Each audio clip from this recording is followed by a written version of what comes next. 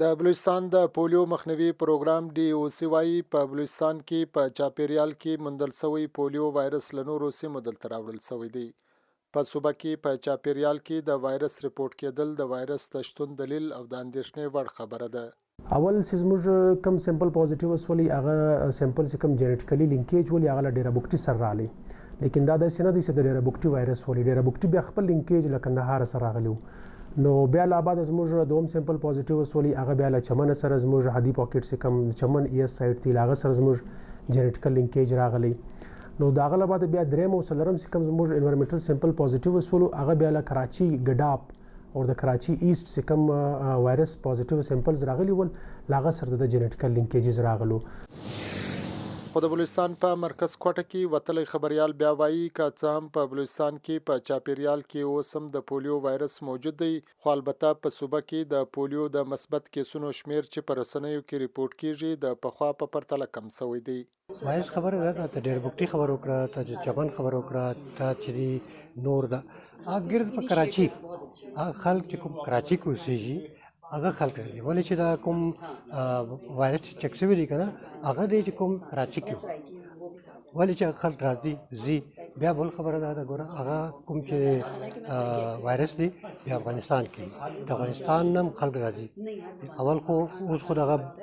آرډر بند دی لیکن دغه څه بند دی لیکن خلک راځي کنه راځي زی راځي نو دوی هم دغه راوړي نو هغه پکار دا دی چې اوس چې کوم خلک راځي کراچي نه راځي یا د افغانستان نه راځي دوی په چیک وکړي ولې چې دا وایرس چې هغه راوړي. د بلوچستان حکومتي چارواکي وایي چې د وایرس د مخه نیولو په موخه په بلوچستان کې د کوټې کراچي د لوی لارې په شمول پر ټولو لوی لارو 600 د ویکسین ترانزیت مرکزونه جوړ شوي دي. په کوټه کې په لویدیځ بایپاس جبل نور سیمه کې هم ترانزیت مرکز جوړ شوی له کومه ځایه چې زرګونه خلک د کوټې کراچي او نورو سیمو ترمنځ سفر کوي. دلته چې دی د ګرد ځای سره ترانسپورټ راځي د پېښور کراچي اسلام آباد لاهور د ګرد ځای سره چې دی ترانسپورټ چې دی بسان راځي دی کې دی ځای کې دلته زه کوشش دا کوم د ګرد کوچنیان کې ویکسینیټ کوم دا چې د پولیو وایرس دا ډېر خطرناک بیماری ده دا چې دا دی ځای سره بل ځای سره منتقل کیږي. زه دا کوشش کوم چې ګرد کوچنیان کې ویکسینیټ کوم چې دا بیماری بل ځای سره نسي راتلی. زه دا کوشش کوم چې کراچي سره کوچنیان راځي هغه هم ویکسینیټ کوم دی ځای سره کراچي چې ځي هغې کې هم ویکسینیټ وکوم. زه